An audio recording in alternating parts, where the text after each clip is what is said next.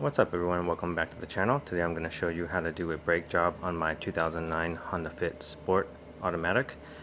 This brake job should apply to all three generations of the Honda Fit. This is a second generation, but the torque specs and the procedures should be the same for all three generations. Alright, so let's get into what you're going to need. So all of these tools and parts will be linked in the video description.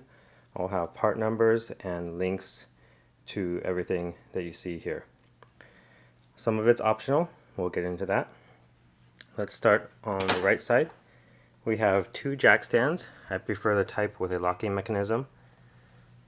We have ramps to get your car high enough to get a jack underneath. We have a jack, a low profile jack in this case, to jack up the car. Paper towels, a pair of gloves to clean off some of the brake pad and brake hardware, caliper hardware, and of course to keep your hands clean. We have towels to soak up brake fluid and clean various things. Silicone paste. This is waterproof Mission Automotive silicone lubrication. This is optional. This is for lubricating your slide pins if you want to do that. This is also optional. These are the kind of things that you see at the counter of AutoZone or wherever you buy your auto parts. I'm sure a lot of you have seen this brake lubricant. This is optional as well. These will be for lubricating the pad guides if you want to do that. Brake fluid, you're going to need either DOT3 or DOT4. That's going to be dependent on your car. So for this car, it's going to be use only DOT3 or DOT4 brake fluid. Check your brake master cylinder cap for your vehicle. We're going to have brake cleaner. This is to clean the brake rotors, the assembly grease, the oils that they put on the brake rotor to keep it from rusting. So you're going to need that as well as to clean anything else that you want to clean. We have a tire iron. So these are recommended. You can get these at any Harbor Freight or Target or something like that. Have a bunch of four different sizes on it, and lock into place in a cross shape. So recommended. For me, I needed the 19mm size for my lug nuts.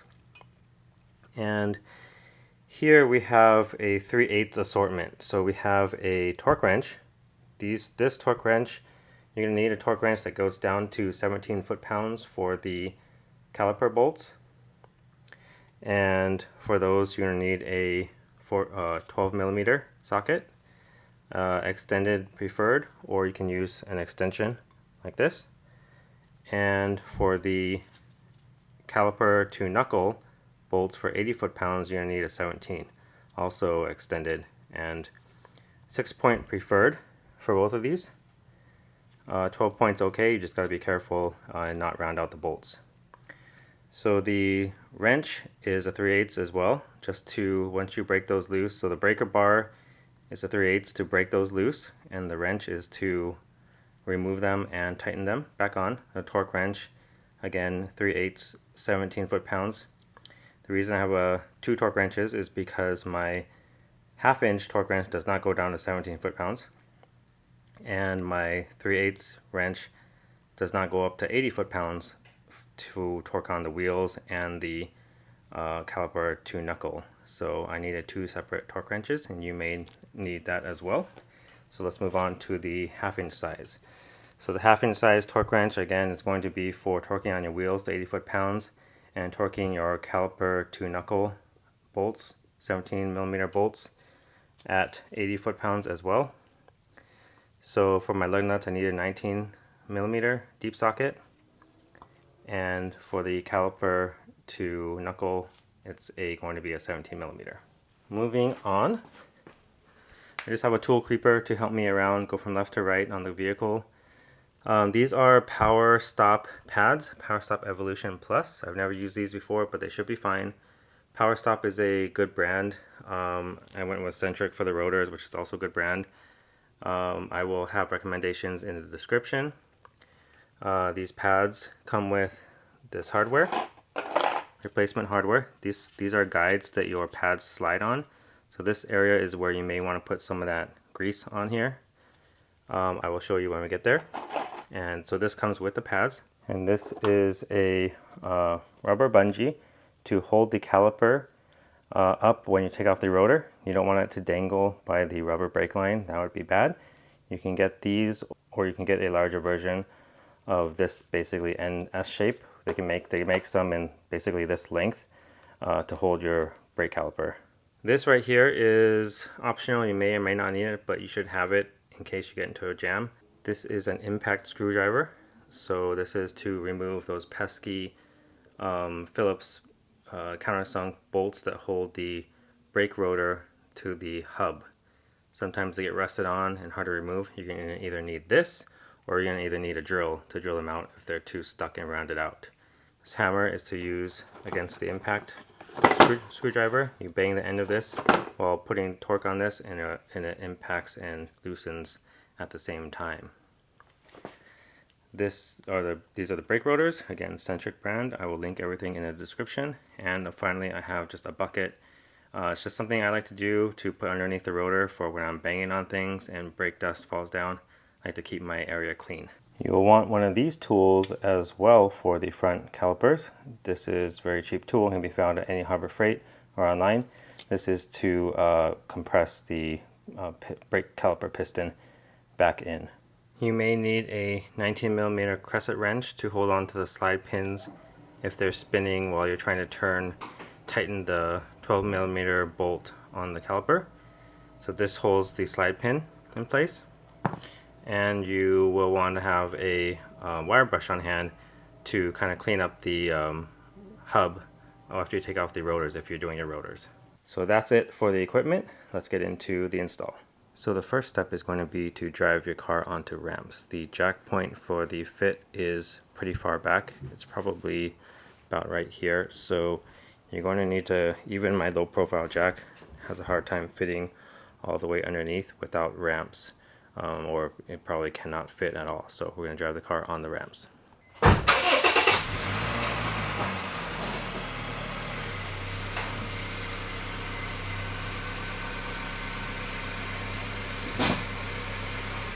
You're going to want to pop the hood. Next, you're going to remove the cap on your brake fluid. And be careful of the brake fluid. Brake fluid is corrosive. Do not get any on your paint. Have a towel handy for your cap. Set it aside carefully. Before you lift the car into the air, you want to break the lug nuts loose, about a quarter to a half a turn each. Do not remove the lug nuts further than that with the weight of the car fully on the wheels. You want to just break them loose before you get the car up and the wheels completely off the ground.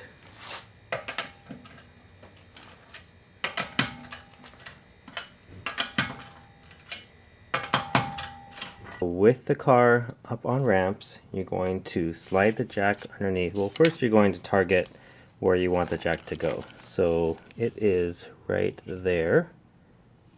This guy with that little piece of white junk sticking out, that is where you want to jacket the car. So it's quite far from the front of the car. So this right here is your splash guard. I'm missing a guard right here. This is your transmission. This is your engine slash transmission mount, and it's one step behind that little plateau piece, upside down plateau piece right there. I'm going to slide the jack underneath.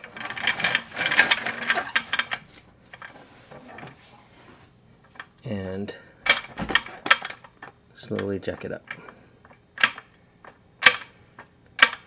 You can see that the jack pad is right underneath that section.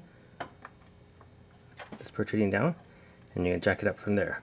Before you fully jack up the car, you're going to want to make sure that your e-brake is on very tight and that you do this on level ground. And you're just going to want to jack it up enough that you're probably able to get onto the second notch of your jack stands and your wheels are completely off of the ramps.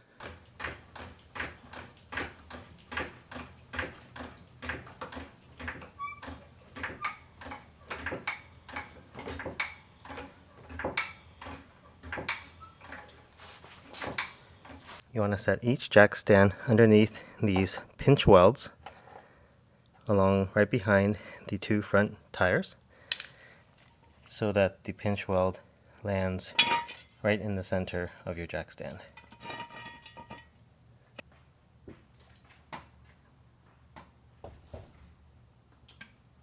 Lower the car down safely onto the jack stand. If it's not positioned correctly, raise the car up with the jack again and reposition the jack stand. This one is not exactly centered, but it's centered enough. There is enough pinch weld on both sides of the jack stand for me to feel safe. The next step is to remove the lug nuts completely. Set the lug nuts down in a safe spot so they don't roll away, and carefully pull off the wheel. Okay, so we'll be replacing rotors and pads today. So first thing we want to do is use the impact screwdriver to remove these Phillips set screws. If you're obviously not removing the rotors, you can skip this step and skip straight to the brake pads. So with the impact screwdriver, we're going to be putting force in the counterclockwise direction with my hand. And while doing so, you're going to smack this with your sledgehammer.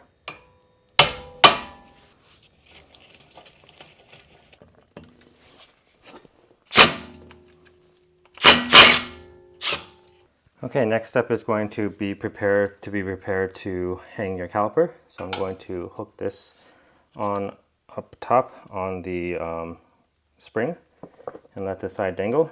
So first step is to break these loose and remove these 12mm bolts. Should not take much effort. 17 foot-pounds is what they're tightened on to, and should not take much to break these loose.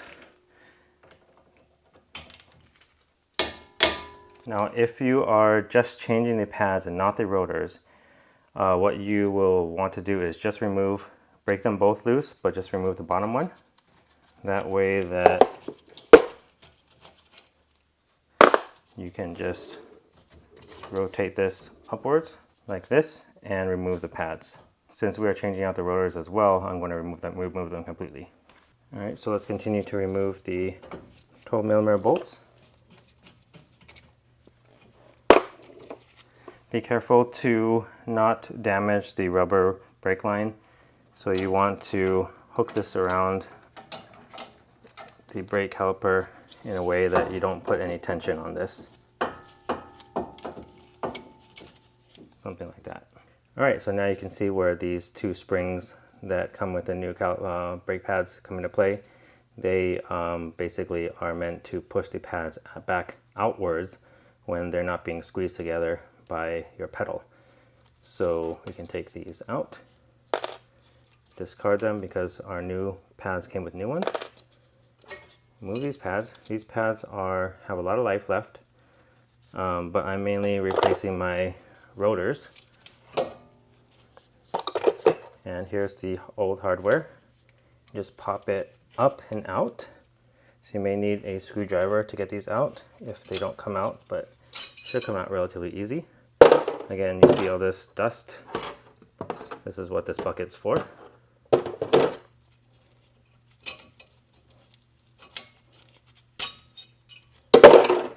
So now you have access to the brake caliper bracket. This bracket holds on the caliper to the knuckle assembly, which is back here. So they are held on by two 17mm bolts, right here and right here. I'm going to grab my breaker bar with my deep socket 17. These are on 80 foot-pounds, so it's going to take a little bit of effort. Lefty-loosey.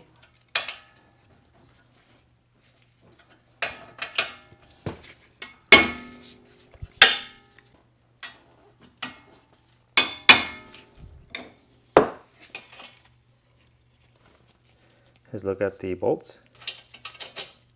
Once you remove your bolts, the bracket slides straight out. So you can see how it's mounted. It's mounted on the outside of this piece between the rotor and the knuckle. This is the knuckle. Set this down in my bucket because we're going to clean that later. Now we should have full availability to remove the brake rotor. So we're just going to slide it off. Okay, with the brake rotor removed, you do want to take your wire brush or maybe some sandpaper and clean up this surface. You don't want to get rid of any large deposits of rust or anything like that that may make your brake rotor sit crooked. So this surface right here on the inside of your brake rotor is going to sit right on this surface right here.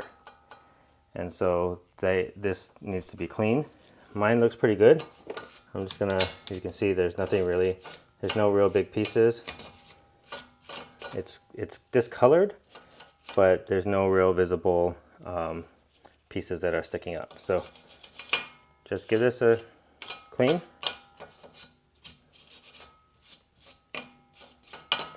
And make sure the surface is nice and smooth.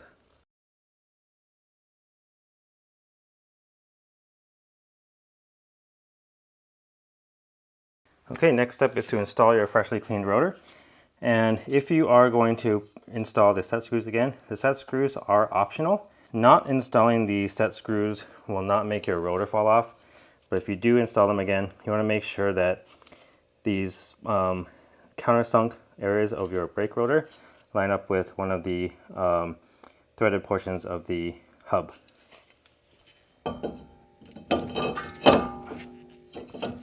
So again, and when you install your rotor, you want to make sure that it feels like it's sitting flat on the hub as well.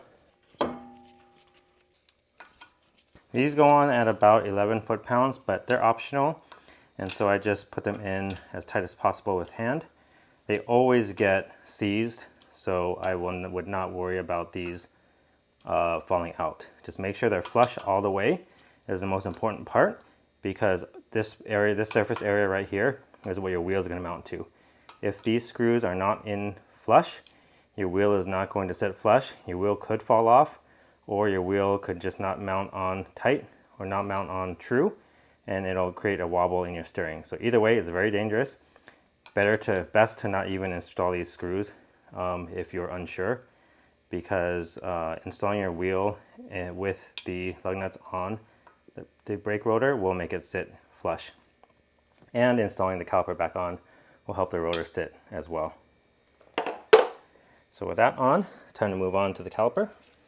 Okay, you're going to grab your caliper bracket and you're going to want to take your wire brush and clean off these areas because these areas are where your new hardware is going to sit on there on both sides of the caliper bracket.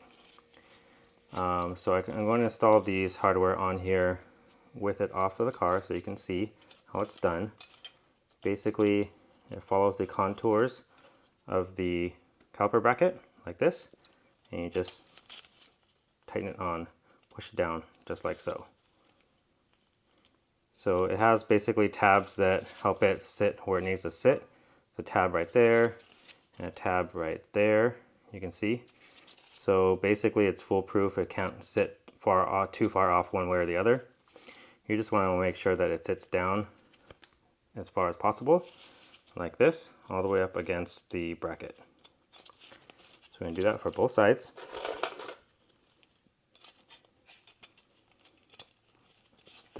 All of this hardware is the same.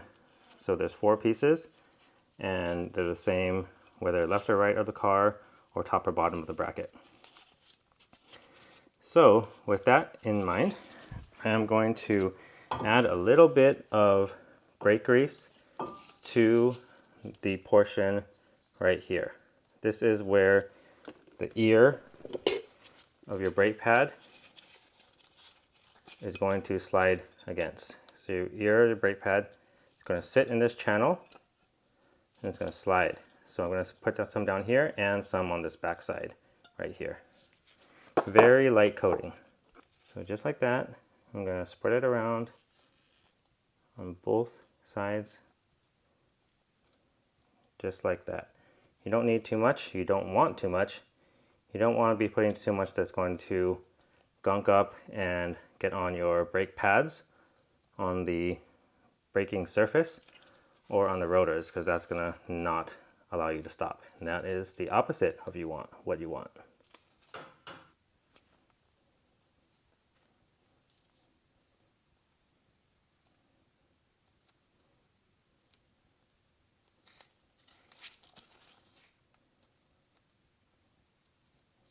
With that done, I'm going to grab your caliper bracket bolts, slide the caliper bracket between the knuckle and the rotor,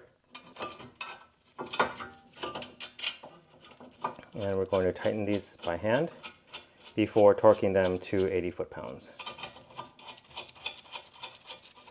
Okay, grab your torque wrench and your 17mm socket and torque to 80 foot-pounds.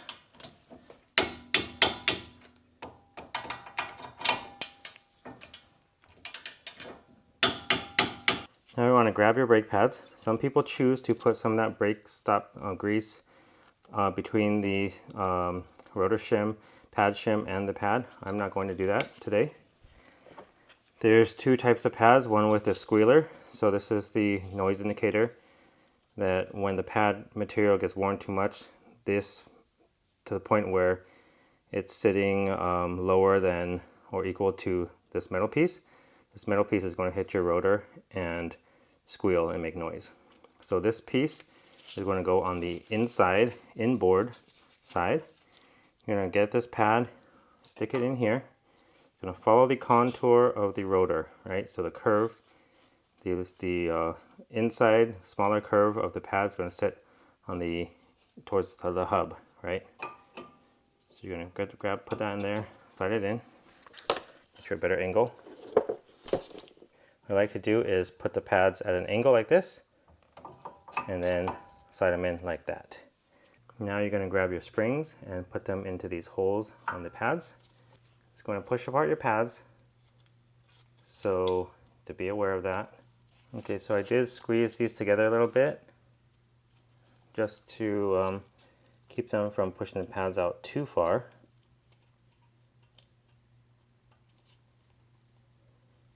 So there, that's good enough. So an optional step is to grease the slide pins. These are slide pins right here because they slide.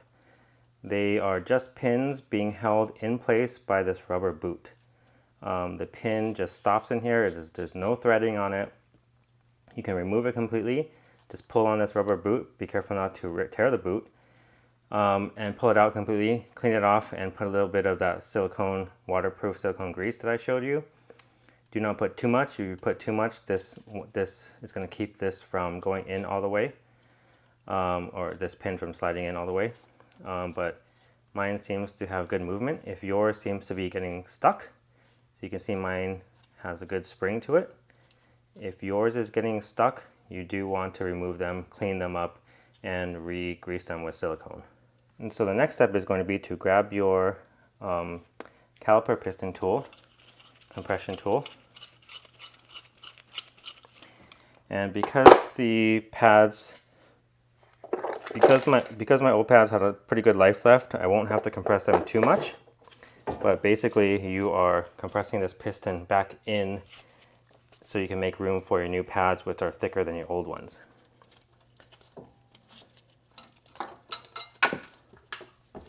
So again, holding the caliper, you're going to stick this right here, like so. And then righty-tighty, turn this until this rod contacts the bottom inside of this piston right there.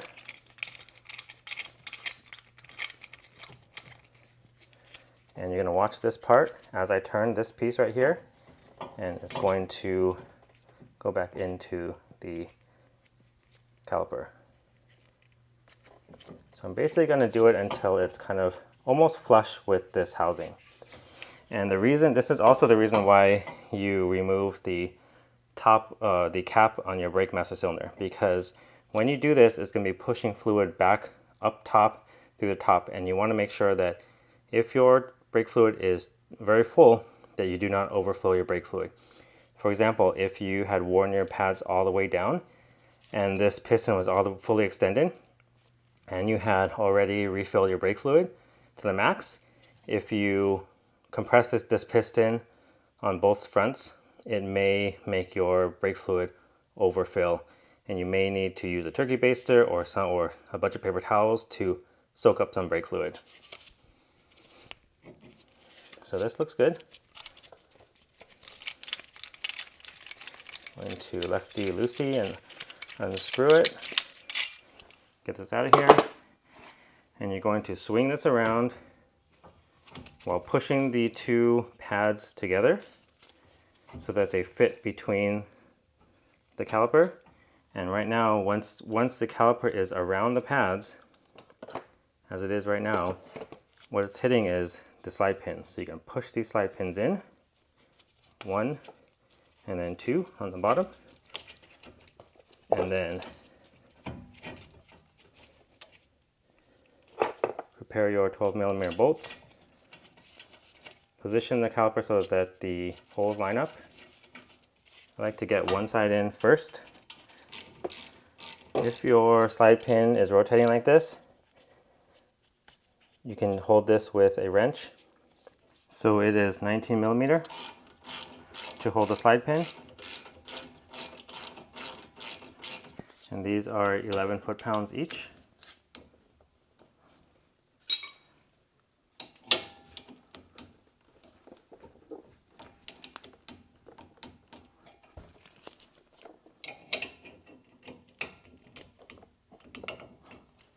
All right, and you're done. So you just want to make sure that upon installing the caliper, that those springs, that these guys right here stayed in place, that both ends stayed in the pads while you were installing it. You want to make sure that there's no extra grease that squirted out anywhere. I did wipe up one area on mine.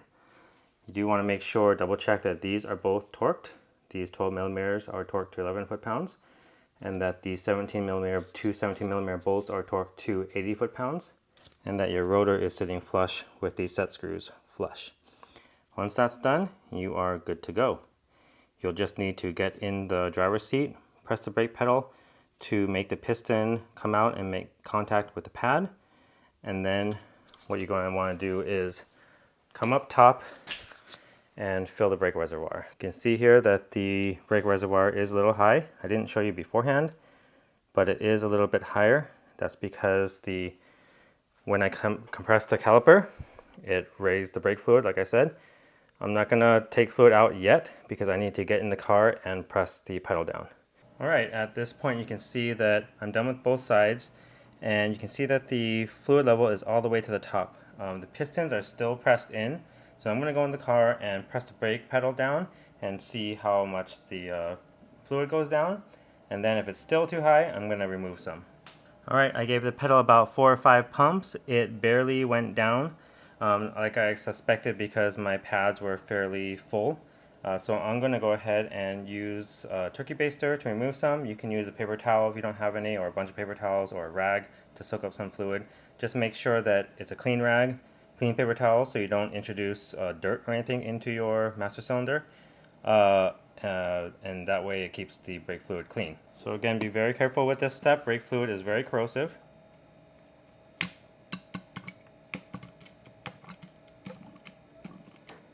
Alright, so there is a max level indicator right there. I'm going to add in a tiny bit of brake fluid. And you can see that it's just at the bottom of this little piece, or at the top of this little piece right here. And it probably should be right at this corner, the level of this edge, on the outer edge of this insert. So I'm going to add a little bit of brake fluid in, and then we will be done. Okay, with the brake fluid topped off, you want to make sure that the cap is on securely. You want to make sure, do a double check on everything you torqued, everything the rotor, then make sure that the rotor is true. And then you're going to center your steering wheel again and install the wheels.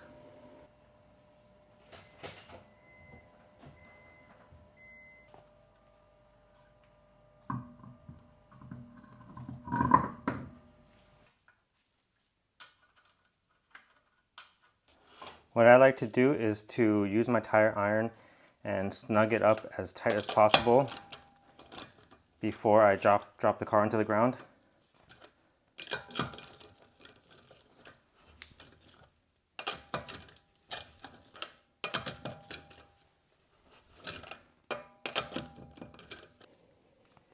All right, now we're going to jack the car back up to put it safely back on the ramps.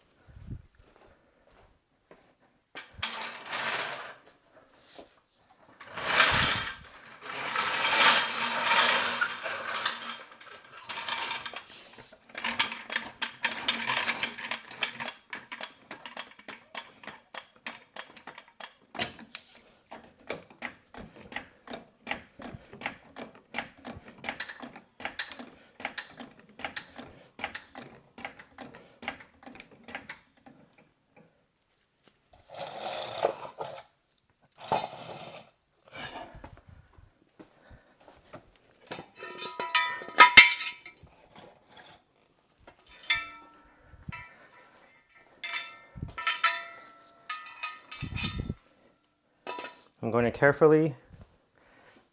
to carefully remove the jack stands since they get in the way of my ramps. Place the ramps back into place and lower the vehicle back onto the ramps. Before I lower it all the way, I'm going to torque the wheels.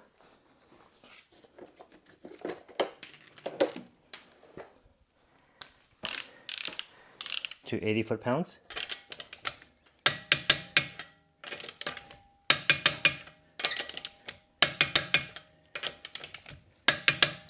Be sure to torque them in a crisscross pattern.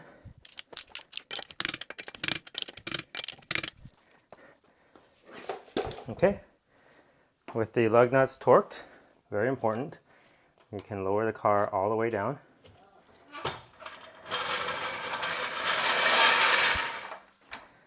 With the car fully down on the ramps, you can clean your car up, drive your car off the ramps, and you're all done. So you'll want to go ahead and bed your brakes. Technically, that's transferring pad material to the rotor. You can look up the bed process online, but 90% of people who get their pads changed at shops don't get their rotors pads bedded, so it should be fine for people driving the average Honda Fit. If you are using performance pads and rotors, I would recommend bedding them in, which is the process of like going to various speeds and braking with a firm and pressure in order to get the material on. You do want to do it in a safe area where people are not going to rear end you. But again, that's a separate video for most people who are watching this just to do their own rotors on their and pads on their daily driver or everyday car. Honda Fit will not need to do that necessarily. So that should do it for this video. If you have any questions, drop it in the comment section below. I'd love to hear from you. So that'll be it for this video. Thanks for watching.